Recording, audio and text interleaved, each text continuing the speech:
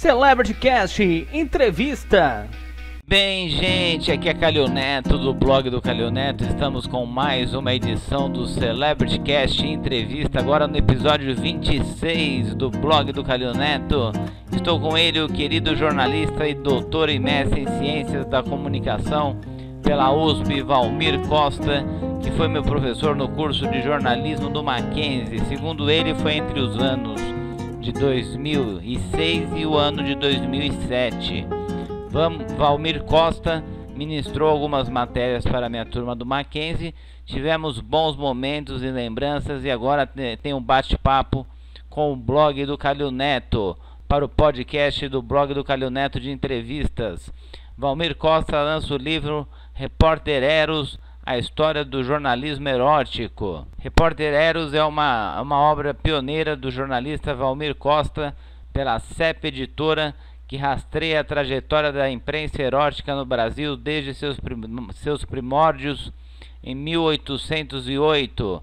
Passa pela pioneira revista Bataclan, de 1867, e pelas publicações contemporâneas à era digital.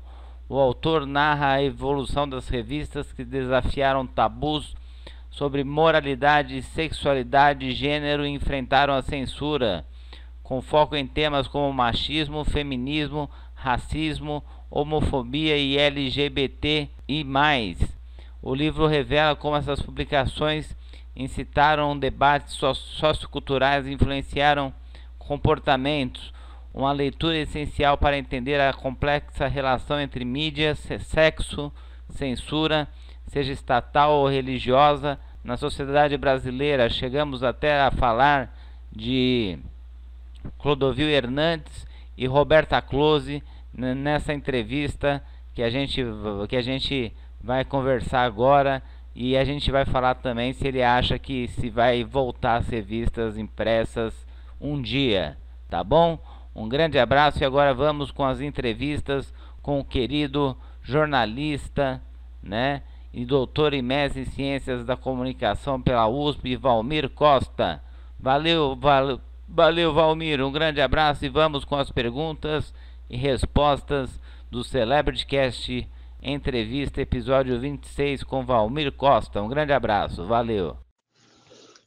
Eu sou jornalista formado pela UFPE e fiz o mestrado e o doutorado em Ciências da Comunicação na USP, né? Já trabalhei em assessoria de imprensa e algo do tipo, e depois eu passei para a academia, me tornando professor de jornalismo na área de semiótica, redação jornalística e outras disciplinas aí, na área de teoria da comunicação, teoria de jornalismo, e desde 95 que eu faço pesquisa sobre o jornalismo erótico, mas eu fazia pesquisa de análise de linguagem das revistas brasileiras, e no doutorado eu fiz análise comparativa com revistas brasileiras e norte-americanas, mas eu queria mesmo era escrever essa história do jornalismo erótico brasileiro, que era uma coisa que não existia no mercado, né? Não existia um livro, não existia uma pesquisa que abarcasse todo esse período de quase 200 anos de história do jornalismo erótico no Brasil, e trazer à luz esse tema super importante que todo mundo usa, que todo mundo já ouviu falar de alguma revista nesse aspecto, e trazer à luz esse tema não só para a academia, como também para o público de modo geral. Querido professor Valmir, de onde veio a ideia do livro Repórter Eros? Você chega a mencionar as revistas Homem, Playboy, Sex, a revista G Magazine. Tem até um projeto de um documentário sobre a G Magazine no Globoplay. Na mitologia grega, Eros é o deus do amor, da paixão e do desejo sexual. Olá, Miguelito, ou Miguel Calil. Eu gostaria de agradecer o convite para falar do meu livro Repórter Eros, a história do jornalismo erótico brasileiro, que é um assunto que pode trazer interesse ou repulsa, essas coisas que o tema sexo traduz, não é, na nossa comunidade, na nossa sociedade. Mas o tema ele é bastante coerente porque há mais de 200 anos, se a gente for pensar isso, o sexo sempre foi pauta do jornalismo, né? Mas não tinha um estudo para falar sobre esse tipo de assunto, ou seja, nem a definição de jornalismo erótico essa espécie de jornalismo tinha, né?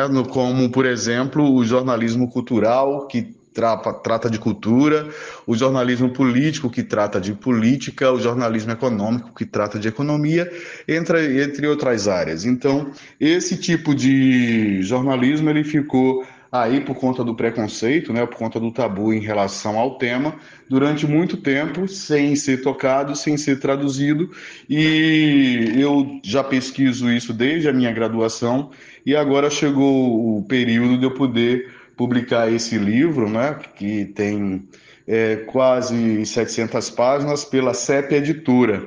E tem muitas imagens também, e ele aborda o jornalismo a partir de 1808, que é quando o jornalismo é fundado aqui no Brasil, e faz uma contextualização política, né, sobre o sexo, sobre a censura da igreja, sobre a censura do Estado, e também aborda alguns aspectos da cultura, do cinema, por exemplo, da música, de outras áreas além do jornalismo. Então, esse livro ele pode abranger várias áreas e atende um público muito amplo, não só o estudante de jornalismo, os jornalistas, mas um público bastante amplo que vai desde a psicologia social, a sociologia, entre outras áreas.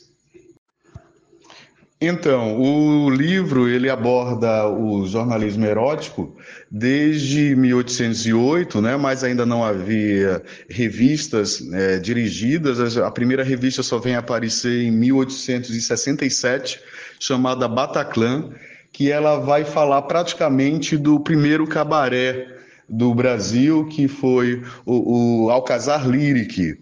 Então, essa revista era escrita em francês, né, e era muito moderna para o período, e ela abordava vários assuntos, né, além do cabaré, das cocotes, como eram chamadas as dançarinas do cabaré, ou as prostitutas, como queira, e também ela era libertária, ela era a favor do fim da escravidão, ela era contra a monarquia, e ela tinha esse aspecto, né, de revista revolucionária. Mas era uma revista escrita em francês, e por conta disso eu considero ela o embrião do jornalismo erótico, não as revistas dirigidas especificamente. Então depois eu vou passando por outras revistas, né? A primeira delas é o Badalo, de 1893, depois vem o Rio Nu, Está Bom Deixa, e a gente vai andando, chegando mais para cá, mais para o presente. Temos a revista Ele e Ela, revista masculina, revista Playboy, revista Sexy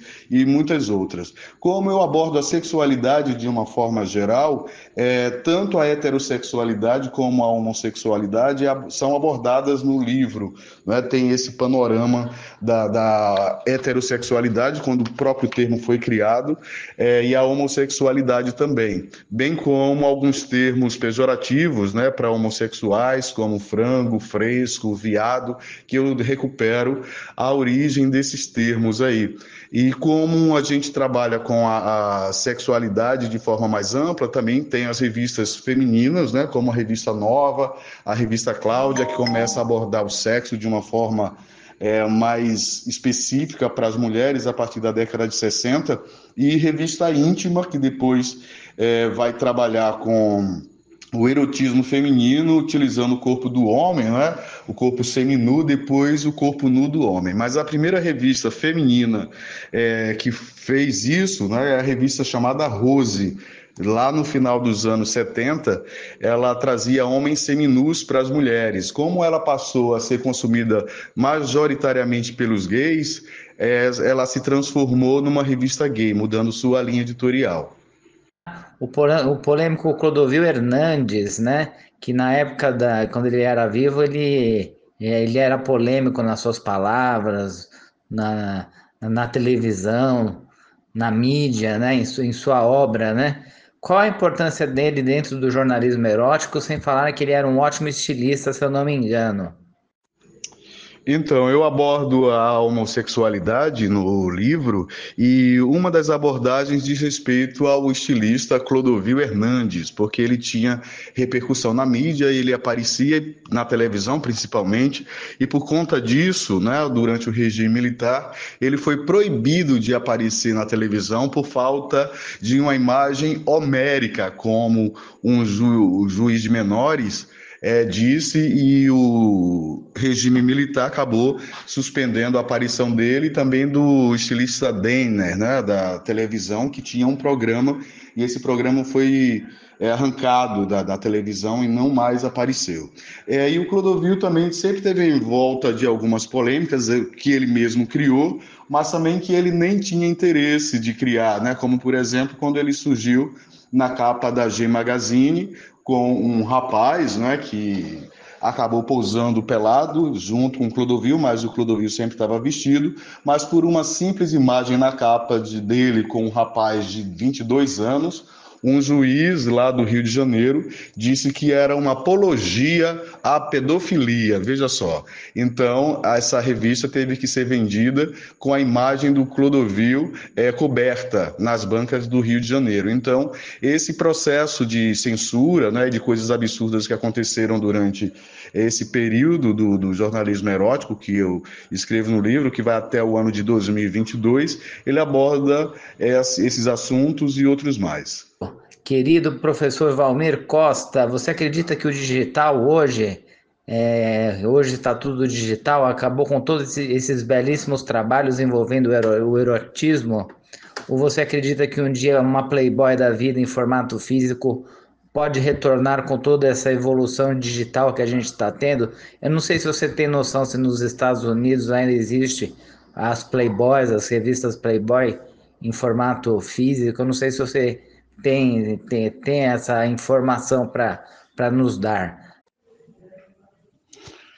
A internet ela modificou completamente o processo de criação, né, de feitura do próprio jornalismo impresso. Então, o jornalismo foi deixando de ser impresso para ser cada vez mais digital, e hoje a gente não pensa em estar folheando jornais ou revistas. Então, temos o smartphone, que temos a informação na ponta dos dedos, e influenciou bastante o jornalismo de modo geral e especificamente as revistas eróticas. A revista Playboy americana, por exemplo, ela deixou de publicar mulheres seminuas justamente por conta disso, porque a internet já dava conta disso.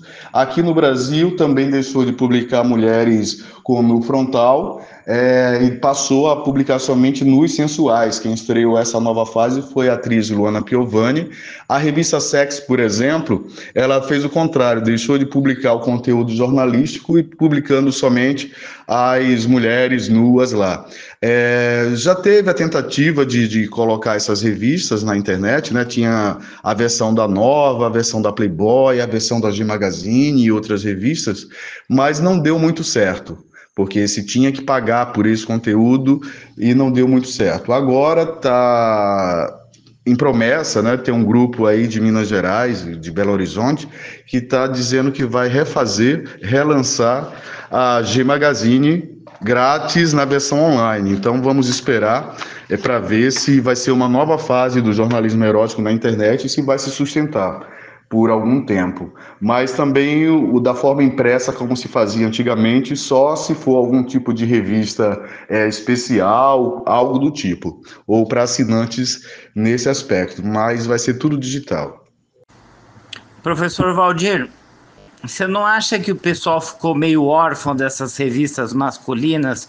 Porque hoje é tudo vídeo erótico, Xvideos, Pornhub, é tudo digital. Você acha que o pessoal não sente falta dessas revistas masculinas ou femininas, o professor Valmir?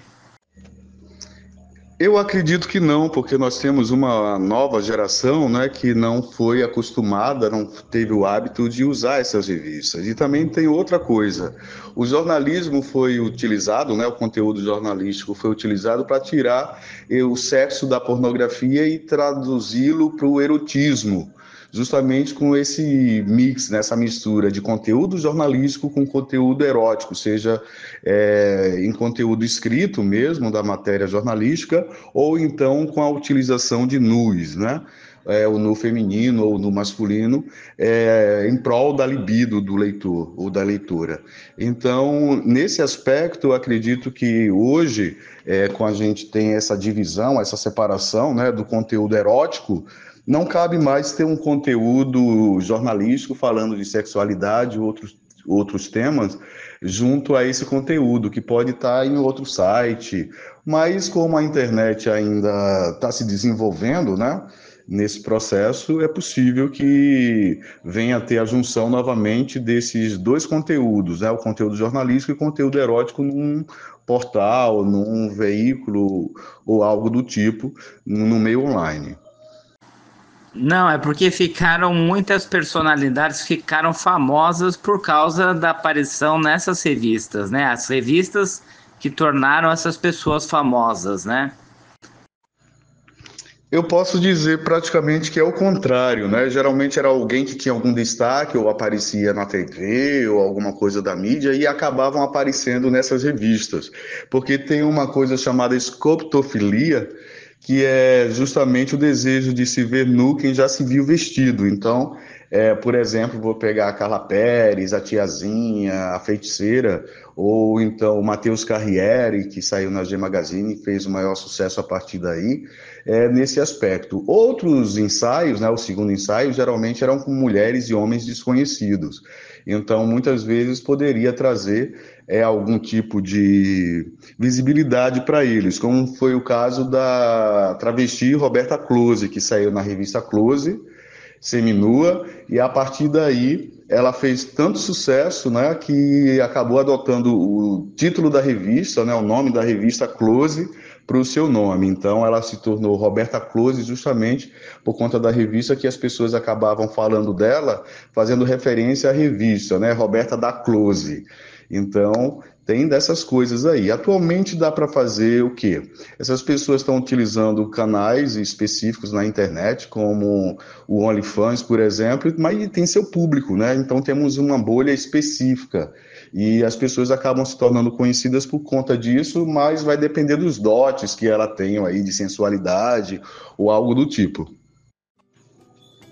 Aí, Miguelito, então, eu que agradeço pela oportunidade, pelo espaço no Celebrity Cast e espero que o livro traga para as pessoas, né, o que foi a sexualidade abordada na imprensa e também o preconceito, o tabu em torno desse tema. O que ele traz também a história do Brasil, né, através desse viés que é do jornalismo erótico. Então, abordar o tema erotismo é também abordar a história do Brasil, a história dos costumes, né, a cultura brasileira, no aspecto da música, do teatro, do cinema e do jornalismo. Então, eu que agradeço. Forte abraço. Celebrity Cast Entrevista.